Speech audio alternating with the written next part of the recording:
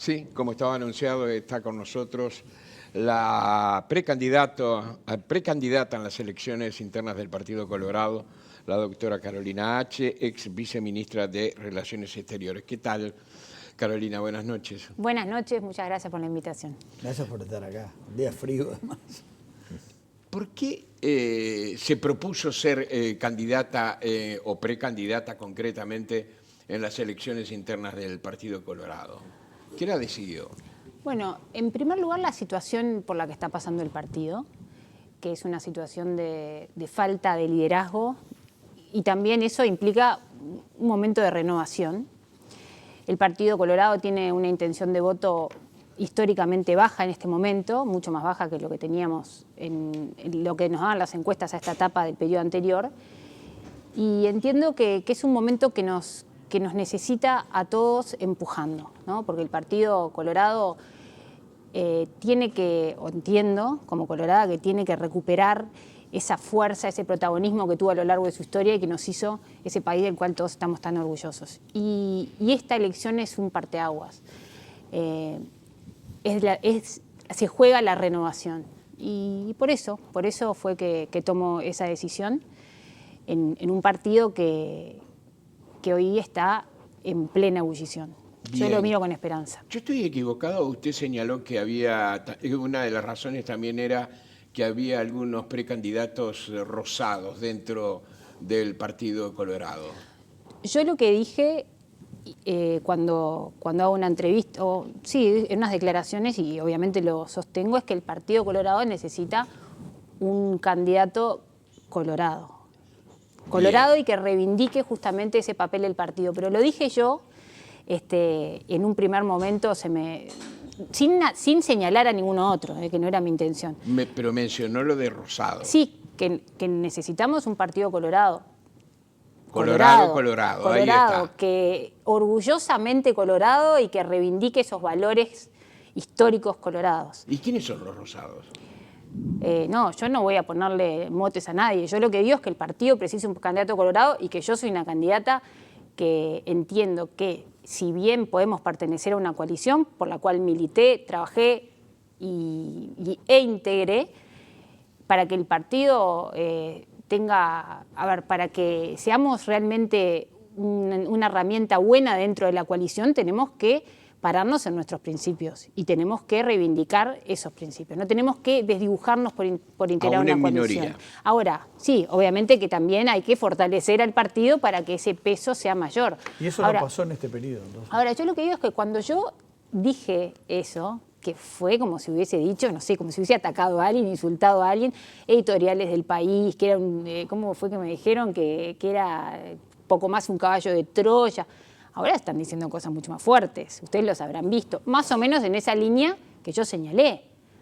Después que yo los señalo, justamente cuando lanzo la candidatura, hubieron voces parecidas a la mía. Pues no tuvieron tanta repercusión capaz, o tantas respuestas o tantos ataques, pero sí los hubo. Eso es bueno para usted. No digo que sea malo, estoy señalándolo nada más. Creo que puse arriba de la mesa un tema que después resulta que sí, que es necesario. Eso implica que durante estos 5 años el Partido Colorado se desdibujó, no hubo un Partido Colorado fuerte. Eso implica Sanguinetti, secretario general del partido. No, yo no estoy señalando... No, pero... No, a ver, yo lo que digo es lo que dicen los números. Nosotros teníamos una intención de voto más o menos del 14% a esta altura en las elecciones, más o menos, ¿no? En las diferentes encuestas, y hoy marcamos menos de un 10. Ahora nos dio una encuesta nueva un 10. Sí. Después de haber integrado la coalición, después de haber sido el gobierno. Entonces, algo pasó que no logramos, o capaz que comunicar, transmitir o plasmar la importancia que tuvo el partido, que la tuvo, adentro de esa coalición. Y eso es lo que yo señalo, no es caprichoso. ¿Han descubierto algo? Porque la pregunta de Alfonso concretamente era, precisamente estaba alrededor de eso, ¿no? Y la respuesta es que algo sucedió que no se tuvo de pronto la potencia suficiente. Y ocurrió algo, dijo usted. ¿Qué fue lo que ocurrió? Y ocurrió que la gente no nos elige, o no nos elige tanto como nos estaba eligiendo antes. Ocurrieron cosas concretas, por supuesto. Por ejemplo, quien fue nuestro candidato a la presidencia y, por lo tanto, el líder del partido, por lo que eligió la gente, se retira de la política. Eso fue una de las cosas que sucede, que es concreto. Y después de ahí, después de ese retiro, el sector quedó descabezado y un poco desalmado, que era el sector mayoritario. Esa puede haber sido una de las razones, sin duda. Ahora, por eso es un momento de renovación de liderazgos y de justamente poner al partido en el sitio que merece estar. Que merece no, a ver, no es que merece, es que entiendo que es bueno, que le hace bien al Uruguay que esté el Partido Colorado. Porque el Partido Colorado es el partido del centro, así ha sido históricamente. Si hoy podemos orgullosamente decir, acá no hay brecha como hay en otros países, es justamente por el rol que tuvo el partido a lo largo de la construcción de este país y de su historia. Sí, de la mano del vallismo, obviamente, ¿no?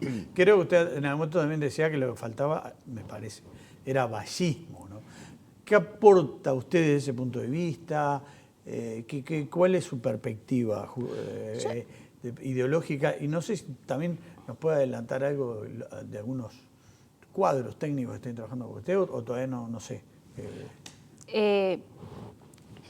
Yo creo que el vallismo, hay millones de conceptos de vallismo hoy, ¿no? Cualquiera es vallista, todos somos vallistas. La realidad es que el Uruguay está impregnado de vallismo, pero también es cierto que no podemos mirar lo que pasó hace más de 100 años y tratar de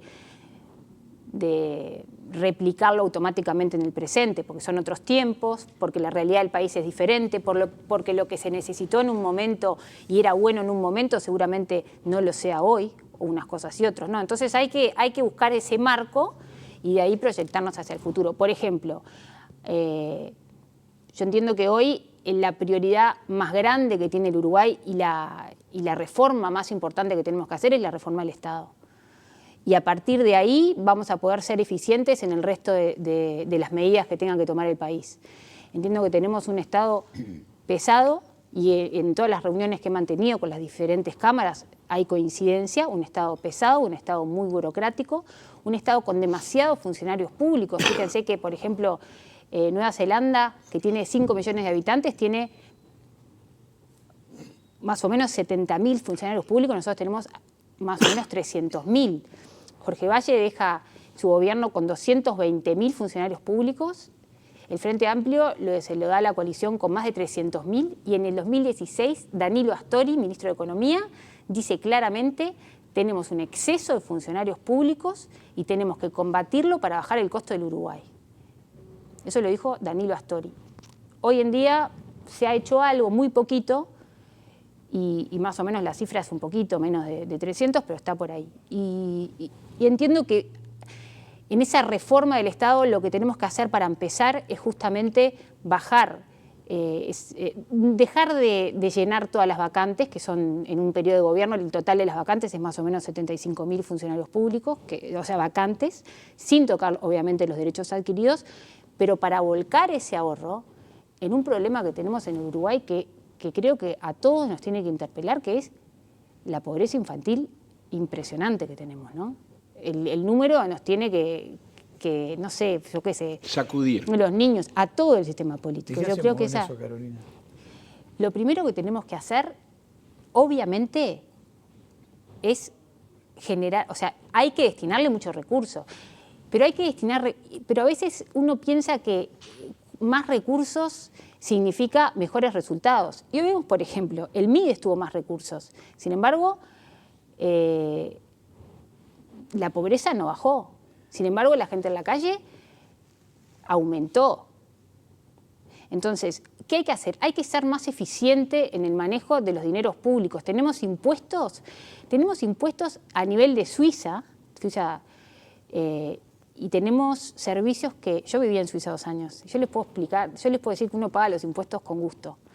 A ver, uno paga los impuestos, pero recibe la contraparte en servicios de primer mundo. Nosotros acá estamos pagando impuestos de primer mundo, casi a nivel de Suiza, y los servicios no son de primer mundo. La seguridad no es de primer mundo. La atención, como digo, tenemos números de pobreza que se alejan también.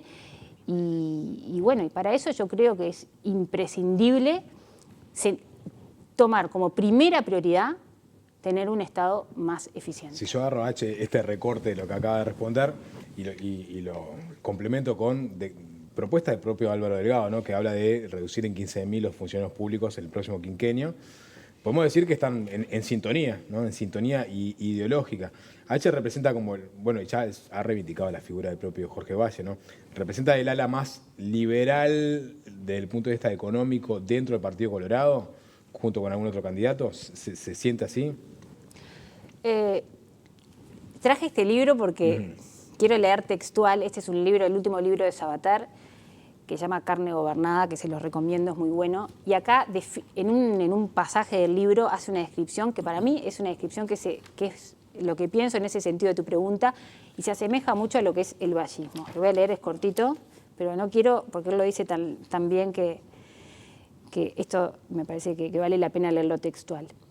La principal función del Estado es favorecer a los más pobres, no solo a los lastimados económicamente, sino también a los menos despiadados, los que carecen de sentido práctico, los que hasta en el mejor de los mundos se quedarán rezagados, protegerlos de la desventura. En eso discrepo del liberalismo radical. No creo que cada cual solo deba valerse por sí mismo. El que no pueda más, el que falle, tiene derecho a esperar al apoyo de los demás. Admiro mucho a esos hombres y mujeres, claro, que como suele decirse se han hecho a sí mismos, pero los prefiero cuando además han ayudado a que no se deshagan los demás. Esa función de auxilio, apoyo y reparación es humanamente imprescindible, porque por muy individualistas que seamos, y yo lo soy sin duda, vivimos en una sociedad. Y sigue. Es un vallismo mucho más cercano el del viejo Valle, de Luis Valle, que el de Jorge, ¿no? Eso. No, yo entiendo, y el que Con conoce a Sabater y sabe también su conversión ¿no? Sí, sí. Y que él fue de izquierda y digamos, es un converso, por decirlo de alguna manera. Fue expulsado del diario El País de Madrid hace poco. Ni más ni menos, ¿no? Sí, sí. Ni más ni menos. Esas cosas, y ahora que está de moda todo el tema de prensa y de... Permítame, porque hay que aclararlo. Fue expulsado por haber escrito, y fue publicado, una nota de crítica al diario El País de Madrid. Exactamente. Desde la página del País. Desde la página del País. Y él fue fundador del diario. Claro. Fundador del diario El País. Sí. Bueno. Lo que pasa es que en lo que tú me preguntás, está la justicia social, que es lo que defendía y los pilares que puso José Valle Ordóñez, pero para que realmente pueda hablarse de justicia social, tiene que haber un Estado eficiente. Una cosa no se contradice con la otra. Bien, hay un consenso generalizado en Uruguay, me parece. En mayo de 2022, ante la Corte Electoral, hubo un grupo de dirigentes que reactivó la lista 10, ¿no? Que estaba asociada a Vamos Uruguay, de Pedro Bordaberry. Ahí estaba Carolina H., de esos dirigentes. ¿Cuál fue la intención detrás de esa activación? Y además Bordaberry está atrás de su candidatura. No, él declaró ayer en ese sentido que él está fuera de la política y no está apoyando a ninguna candidatura, por más de que obviamente tengo una excelente relación personal y política con él y un enorme respeto. Fue un gran defensor, además, de su gestión en el Ministerio a la salida. Cosa que le agradezco. Creo que se portó en ese momento como habla bien de él porque con honestidad intelectual. Y la reactivación de la lista 10 fue más que nada algo administrativo, no hubo atrás de eso un motivo político. Las agrupaciones hay que renovarlas después de determinado tiempo, si no se pierden los números, y bueno, y es un número que muy vinculado al Partido Colorado, y si queda libre, cualquiera puede venir y... Va otro. Entonces, fue un trámite. Él lo había hecho también en la elección pasada, y sin embargo no se Pero en la elección presentó. pasada pidió pista para entrar después de junio y no lo dejaron. En esta elección, Un ¿hay error. chance que Bordaberry entre después de junio? Bueno, son preguntas que habría que hacerle a Bordaberry. Yo no te la puedo ¿Te contestar. gustaría? Por supuesto que me gustaría. Por supuesto ¿Lo que me ves gustaría. posible o no? No lo sé. Son cosas tan personales y realmente no lo he hablado con él. Y sí, posible sí. Todo es posible. Bueno, Espero pero que dentro sí. de la realidad política. Y bueno, realmente no sé qué contestarte. A ver, sí, creo que imposible no es, pero tampoco veo, no sé, alguna señal de que vaya a pasar, o no lo sé, realmente no lo sé. Pero algo que queda ahí pendiente, ¿no? Alfonso preguntaba a propósito de Pedro Bordaberry. ¿Quiénes son los quienes respaldan hoy la candidatura de Carolina H. con nombre y apellido antes de las elecciones internas? ¿Talvi? No. Talvi ya Talvi- señalado. Talvi está fuera de la política. No, Talvi le sacó en LinkedIn un apoyo explícito Sí. a Andrés Ojeda. Ojeda, ¿no? A Ojeda, cierto. No sé si cómo Pero- le cayó ese apoyo. Sí. Pero como hay una relación con... No, con Talvi tengo, es más, lo acompañé en la Cancillería, él es el que, de la mano de él, y porque él me eligió, estuve trabajando con él en Cancillería, donde se hizo un trabajo impresionante, por algo él tenía la aprobación que tenía, un 60%, pero en un determinado momento toma la decisión de retirarse de la política abruptamente, y bueno, después de ahí... No, después de ahí vino, No, y- vino el apoyo a Ojeda hace poco, que no sé si te sorprendió. No me sorprendió. A ver, me sorprendió el hecho de que vuelva a Talvi a hablar de política, porque desde que se había ido no había vuelto a hacer una declaración. Pero, a ver... Volvió para decir eso, ¿eh? Sí. Da la impresión. No, y recuerden que además está quien fue su candidato a vicepresidente y el sector que él fundó no es ese. Sí, claro. Entonces ¿Qué yo creo técnicos, ¿Qué técnicos acompañan, si se puede saber, a Carolina, por ejemplo, en economía? O sea, ¿qué gente la rodea? Bueno, en realidad, con respecto a los nombres, tengo un grupo de economistas que en realidad son 3 economistas que me están asesorando, pero que prefieren que no quieren, trabajan en la actividad privada y bueno, no todos les gusta que se divulguen sus nombres. Así que por el momento... ¿Y en otras áreas se puede conocer algún nombre? O ¿En más o seguridad, por ejemplo? En seguridad, sí, no puedo decir los nombres. Sí. Está muy bien. Pero ¿cuándo es momento? Pues ya estamos ahí, a 6 semanas. Ahora, es una carta importante, ¿eh? Esa, La la de los nombres. Sí. La de los nombres y la gente que uno tiene a su alrededor es muy importante, tanto sea dirigentes como técnicos, como decía Alfonso. Sí, no. Nosotros tenemos un grupo de técnicos que está trabajando en el programa, que lo vamos a presentar en su momento, no a todos, porque como digo, y muchas veces pasa en política, no a todos les gusta, o a mucha gente que tiene mucho para aportar y que trabaja en la actividad privada, no quiere que sus nombres salgan a la luz, ¿no? Capaz que eventualmente en un gobierno son gente que se puede llamar. El partido tiene excelentes técnicos y yo en ese sentido me estoy asesorando con muy buenos técnicos. Ahora, primero que todavía no los he dado a conocer y algunos realmente no quieren, realmente me han pedido, yo te doy una mano con mucho gusto, pero prefiero que mi nombre no salga a la luz. Y muchas veces también es por determinadas circunstancias que sienten que los pueden perjudicar, ¿no? Bueno, una pregunta vinculada al pasado, pero que está por ahí, es, vista en perspectiva, ¿está arrepentida de las grabaciones esas que realizó sin conocimiento de los grabados? Y le pregunto, si no cree que en esta ebullición, usó bien el nombre, interna tan compleja, esas grabaciones no le quitan cierta credibilidad y confianza frente a los propios colorados. No, yo creo que no. Yo no estoy arrepentida, para nada estoy arrepentida. Yo entiendo que hice lo que debía hacer, lo que en ese momento tuve que hacer obligada por las circunstancias. ¿Por qué circunstancias? Por las circunstancias de que me di cuenta, a ver, yo estaba... de alguna manera en una situación que había una causa abierta en Fiscalía por un tema, y me di cuenta que iba a ser el chivo expiatorio políticamente y que lo podía hacer también de... ¿Pero por qué iba a ser el chivo expiatorio? Tengo entendido, porque él lo dijo, que usted grabó por consejo de Díaz, del fiscal. Yo hice declaraciones en Fiscalía, este es un caso que está en Fiscalía, y lo que declaré en Fiscalía, todo lo que declaré en Fiscalía, lo sostengo y lo mantengo. Ahora, es una causa que sigue abierta y preferí... No, pero ¿por qué pensaba que iba a ser chivo expiatorio? Es que, de hecho, fue lo que pasó. Bueno, cayeron varios, ¿no? Un año después, cuando yo fui a declarar en Fiscalía.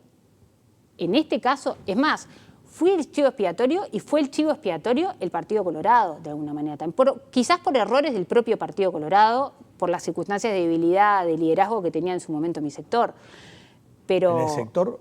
El sector que yo integraba, Ciudadanos. O sea, aquí estuvo Peña, pobre que ya no está. No, Peña era el coordinador porque justamente el líder se había retirado de la política. Claro, él dijo acá, en este mismo sillón, pero estábamos sentados, que usted no le había dicho la verdad a Ciudadanos. Bueno, es difícil contestarle a alguien que no está ahí en estas circunstancias. Pero está la grabación, eso no es cierto. Eso es lo que le puedo decir. Eso y yo lo declaré cuando él, esto no es algo que yo voy a decir ahora porque él no me puede responder, sino que lo dije cuando él me podía responder y no me desmintió, que yo a Adrián Peña le dije absolutamente todo. Lo dije cuando él, lo dijo en su momento también, lo declaré. Hay un tema de interés público, me parece, a esta altura del partido, que está vinculado a todo este entuerto, que es esa versión que usted dio de que Roberto Lafluf destruyó ese documento con chats entre Maciel y usted, ¿no? Y se lo dijo de forma literal, o sea, destruir el documento, ¿y eso está grabado? ¿Lo tiene como prueba? Mire, de vuelta, yo esto... Ya sé, pero no puedo no preguntarlo porque está perfecto. Es una interrogante que quedó y si yo fuese periodista te estaría haciendo la misma pregunta, si estuviésemos al revés. Ahora, yo no te voy a contestar por lo que expliqué. Mantengo todo lo que declaré en Fiscalía. Estuve mirando un poco la entrevista que le hicieron a la fiscal y es cierto de cómo se entrevera la política con la justicia, y más cuando hay políticos entreverados. ¿Y en tiempos electorales más todavía? No, por supuesto, eso es inevitable, pero yo creo que tengo que tener la responsabilidad cívica suficiente como para decir esto va por este carril y no voy a entreverar los tantos. Entonces, yo lo que puedo decir, ¿tiene más pruebas de todo aquello que yo lo que voy a habló? decir es que todo lo que declaré en Fiscalía en su momento lo sostengo y lo puedo comprobar. Me llama la atención de que eso de que el Partido Colorado fue chivo expiatorio, no solo usted. Y no, es cierto. ¿Y quién más? Además de usted. Yo era la representante del Partido Colorado en ese episodio, la única. El único cargo que cayó, digamos, en todo ese escándalo. Y un cargo de que yo no era ministra, yo era subsecretaria. ¿Se sintió apoyada por el partido, Sanguinetti, etc.? Sanguinetti me dio su respaldo explícito y hay un tema que a veces juega más y fue mi sector que empezó a considerar el hecho de que, bueno, presentase o que iba a pasar y yo en ese momento doy el paso al costado sin que me lo pidan, doy el paso al costado porque me pareció que ese manoseo era algo que no uno entiende, bueno, es el momento de dar un paso al costado, no quiero generar una tormenta tampoco, que esto genere una tormenta, doy un paso al costado para que ese cargo quede a disposición del sector y que era lo que ellos querían. ¿Le llamó la atención que la FLUF ahora esté asesorando a Delgado o no? Yo qué sé. Sí. En realidad, bueno, uno a veces le llama la atención cuando supuestamente por alguna circunstancia se van y después vuelven, ¿no? Digo, porque exactamente fue apartado de su cargo después del episodio, ahora volvió a apoyar a asesorar. Bueno, no está. Esto es un tema que tendrá que evaluar Delgado porque en el gobierno no está más, ¿no? No sé qué. Carolina, ¿por qué eligió al doctor Díaz como su abogado? Le aclaro que yo de repente mañana si estoy en una situación puedo tener mucho interés porque es una persona muy competente. Pero muy cuestionado desde todo el sector de la coalición de gobierno, ¿no? Ahí está, por eso la pregunta. Tratándose de una persona que ha tenido muchos roces con la coalición de gobierno. Y lo elegí justamente por lo que estás diciendo, por sus aptitudes profesionales, porque es una persona inteligente y un buen abogado. ¿Lo conocía de antes? No, no lo conocía, pero teníamos una persona de confianza mutua en común. Ahora, a mí lo que me llama la atención es que a mí se me haga ese cuestionamiento, porque siempre me lo preguntan. Pero No le- fue un cuestionamiento, fue una pregunta. ¿Eh? Que me pregunten eso, ahí va, la pregunta de por qué elegiste a Jorge Díaz, que fue. Sin embargo, por ponerte dos ejemplos, ¿quién es el abogado de Bustillo? Gonzalo Fernández. Gonzalo Fernández. Gonzalo Fernández, a ver, si hay alguien, porque él sí ocupó cargos, fue secretario de presidencia, fue canciller del Frente Amplio. Sí.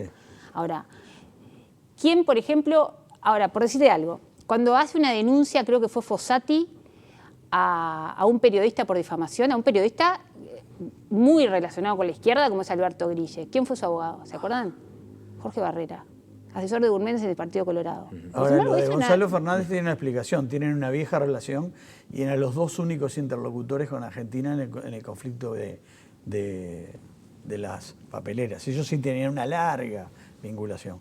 No desconozco el otro caso de Barrera. No, pero digo, no lo estoy diciendo como una crítica, todo lo contrario. A mí me parece que no, en el Uruguay no podemos, justamente hablando de Sospechar que de todo. justamente hablando de esa grieta que no queremos que se genere. Cuando uno elige un profesional, no le pregunta, o sea, no interesa, necesita que te dé confianza profesional. Pero acá Pero había era un mucha tema cosa político, política ¿no? incluida, ¿no? Pero era un tema, yo nunca había tenido ningún tipo en mi vida, no había pisado una fiscalía y realmente lo que quería en ese momento es una persona que conociese bien del tema. Sabiendo perfectamente, como lo he dicho, lo repito y como es, que no tenía absolutamente nada para que me acusara, o sea, que la conciencia totalmente limpia de que nada iba a aparecer, pero necesitaba tener a alguien que conozca el tema justamente porque yo no conocía el tema y me dio confianza. Vamos con la última. Bueno, un comparativo, ¿no? Bueno, también nos puede anunciar después cuando le haga el programa. pero- Sí, eso también. No, en dos o tres palabras, ¿no? ¿Cuál fue la diferencia entre la impronta de Talvi como canciller y Bustillo? Fueron tiempos diferentes. Talvi, nosotros cuando asumimos en la Cancillería, a los pocos días cae la pandemia, o sea que fueron el 13 y el mundo se cerró. 13 de marzo. Se tuvo que ocupar mucho personalmente de eso, ¿no? 13 de marzo y el mundo se cerró. Por lo tanto, en la Cancillería, eso es, a ver, tuvimos un canciller que nunca salió del Uruguay. Talvi nunca salió del Uruguay. Pero en un contrafáctico, si Talvi hubiera seguido en la Cancillería. Yo entiendo que hubiese sido- ¿Habríamos tenido mayor inserción internacional, por ejemplo, en este periodo de No gobierno? había salido como canciller. Como canciller. Como canciller, Como sí. canciller, sí. Él hizo un trabajo, en lo que le tocó vivir, lideró un trabajo fenomenal que se hizo durante la pandemia y que él se lo puso al hombro. Si hubiese sido o no contrafáctico es difícil. Yo entiendo que sí, que hubiese sido muy buen canciller. Pero bueno, Mejor que Bustillo. pasó que bueno, eso no sé. Decidió él. Eso no y lo sé, no pasó y yo qué sé. ¿Cuándo larga el programa? El ¿Cuándo pro- presenta el programa? Mire, en esto voy a ser bien clara, porque no significa que el Partido Colorado con 7 candidatos va a tener 7 programas. No, sí, bueno, algunas ¿no? ideas o cómo. Son los énfasis, Ahí va. son los énfasis. Y los énfasis que yo quiero poner son justamente, uno que ya se lo dije, Sí. que es la reforma del Estado como condición sine qua non para empezar un nuevo gobierno. Después, quiero poner el énfasis también en la inserción internacional. Y en ese sentido, estamos proponiendo la creación de un ministerio de comercio, porque el Uruguay no tiene una institucionalidad en comercio, como tienen otros países de la región, y no hay una estrategia coordinada de inserción internacional. O sea que es necesario justamente que haya un organismo que nuclee esa estrategia y que la lidere. Hoy no hay. Sí. Carolina, Te se nos escucho. terminó el tiempo. ¿Está bien? ¿Quería un último apunte? No, está bien. Después, cuando haya más tiempo, vengo y les sigo contando de las propuestas. Fantástico. Muchas gracias por su presencia esta No, noche. por favor, gracias. Gracias por venir.